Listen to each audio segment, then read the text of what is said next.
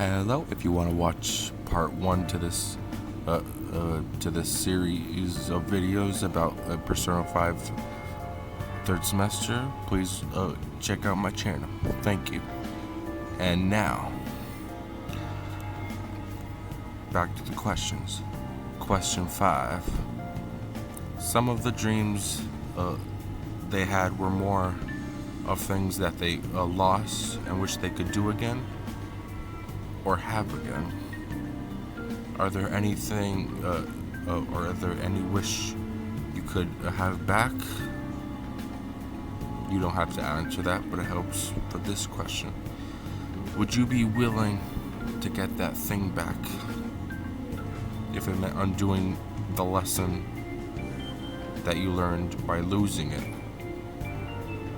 Because it's hard to learn an important lesson without some to happen to grow from it.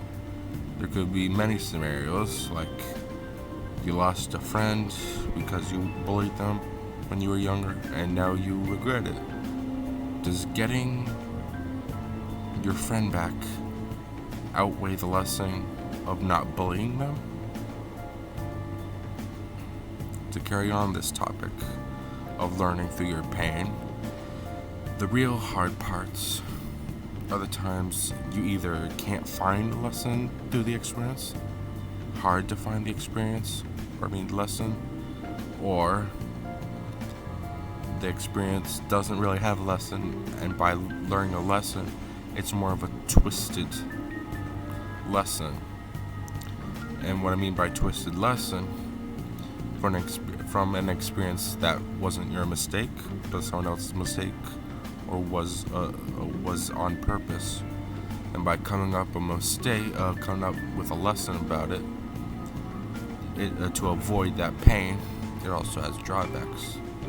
Like if someone just robbed you, depending on the person, they might think it's okay to bring racism, sexism, or anything to justify avoiding that certain race, sex, or other, to avoid that certain pain, because they now correlate that race, sex, or other with what happened to them to avoid that pain. But of course, all that does is create more problems, especially harboring more hatred with them, which is another problem all in itself. But for these scenarios, the real answer is not to be racist, sexist, or other, but realize that one person did, and it's on an individual level, and shouldn't punish a whole group of people for the actions of one person. What I'm basically saying through all of this is some people may get the wrong lessons from an experience which may hurt them more than help them. Oh, I also forgot about the feeling of regret. The feeling of wishing you never did that action again. Besides the lesson that was learned from what happened, some people may feel stuck in a way. The feeling that they can't move on from what happened, which leads to depression or other things, in which Dr. Muraki would think he's in the right for his new world. But in my opinion of regret, they are too focused on what happened to learn the lesson. It is human nature to regret something, but after a certain point, it must be met with positivity. The better way of thinking. Because I have learned what I did, I'm not gonna let those actions do those actions again and grow. Easy. But using that experience as a warning, but not as a shackle. Some people, though, may only remember your negative actions afterwards, only because people just take for granted the times you do the right thing or share positivity or blah blah blah. This is like a gray area, the idea that people can change. To me, some people can change, some people don't want to change, and some are filled with regret too much to move on to change. there could also be scenarios when a person who has changed but no one believes them, or to avoid the pain of them doing whatever action they did again. Or on the flip side, they believe them and they think they changed, but the person uses the fact that they think they changed to repeat what they did, all for the purpose of trying to avoid pain and whatever. Question 6. Akechi points out how Dr. Moroki is more being a cult leader because of his god complex, and how he is basically one in the new world that says what's morally right. Is that right in your opinion, Soul?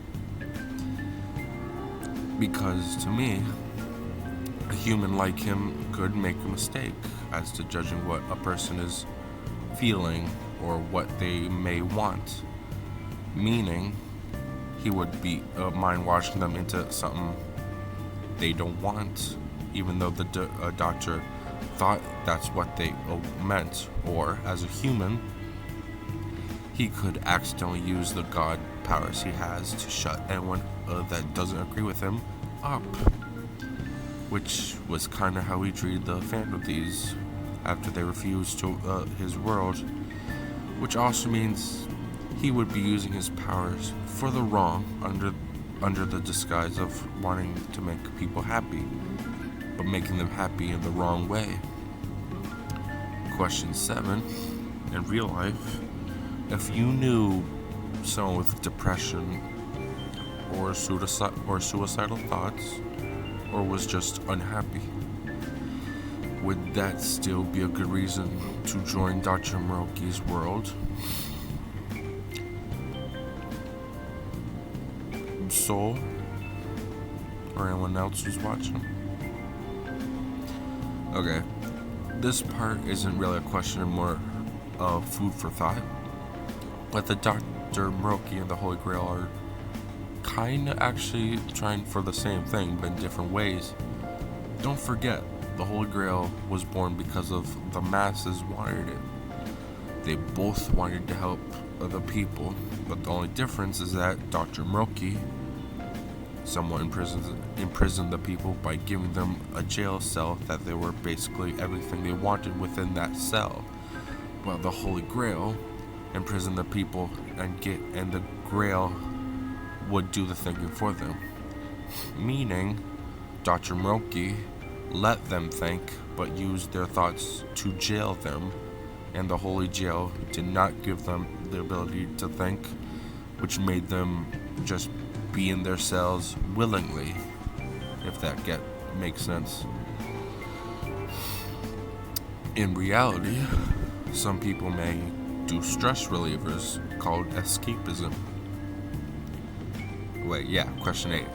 Do you think escapism and what Dr. Moroki is trying to do are similar? Maybe different? In my opinion, escapism is more of a stress reliever and a way to cope from any stress, while what Dr. Moroki is doing is just straight up running away from it. But that's my own opinion of escapism versus Dr. Moroki's world. Question 9. So, if all this was real and you were able to just be happy forever, would you say yes to Dr. Moroki if this was in real life? Because I know there would be a lot of people in real life that would say yes because of their circumstances or whatever. And question 10. In this third semester, is supposed to make the player think more into if the gang were in the right or not. If stealing someone's desires is the right option or not. Do you think they were in the right? In my opinion, I think the gang were in the right. They weren't exactly mind-washing or controlling them. All they were doing is simply taking away the thing that is binding them from the truth or blinding them. This truth, we already know it, and those adults did know it but lost sight somehow along the way.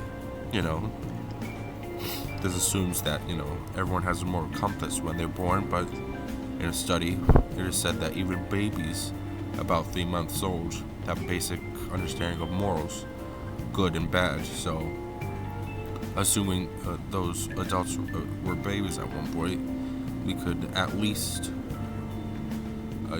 assume they had some sort of moral at the beginning, and they became scrambled by outside forces or trauma or internal voices. And the more they did those actions, scummy actions, the more they thought it to be okay in their head. But by taking away their desires, it's like if their younger self was finally coming out and realizing what they had been doing, which, that realization, that epiphany. Question 11. If you had Dr. Moroki's powers and wanted to make everyone happy as well, how would you bring about it? What would you do similar or different to Dr. Moroki? What ways would you implement so that you can't be overwhelmed with the power and become corrupt or doing something bad, but in the disguise of doing something good? Question 12. In your opinion, what is the point of pain? Some people may say that pain is something to learn from. Some may say that the point of pain is so we may avoid it. For example, the classic, you accidentally put your hand on a hot stove or surface. But in this scenario, it depends on the person whether you call it running away from pain for not touching it again, or using that pain to learn to not do it again. You know what I'm saying? Question 13. Can someone be too selfless? To only think of others and help others. I think so, but I don't know. Question 14. This is a joke question for fun. Cupcakes or muffins? Question 15. Soul. Throughout the game, each villain we took down had their own sin attached. The teacher was lust, the painter was vanity, the bank owner was gluttony, Futaba's was wrath, the Floof's father was greed, Makoto's sister was envy, the owner of the boat was pride, and the people's was regression. What do you think Dr. Moroki's sin is if we assume the pattern continues in his palace?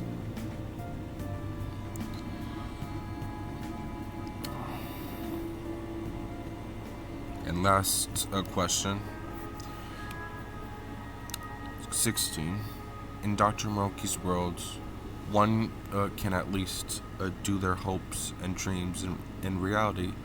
Some people can't be able to experience their dreams in real life to many reasons. Like most people go to paycheck to paycheck just to live, but won't have enough of the realistic funds to support their dreams. Meaning most people will have to dumb down their dreams to be able for a more realistic, therefore never getting their true dream they always wanted. Is this better or worse than Dr. Moroki's world? And if you could change it or improve it, how?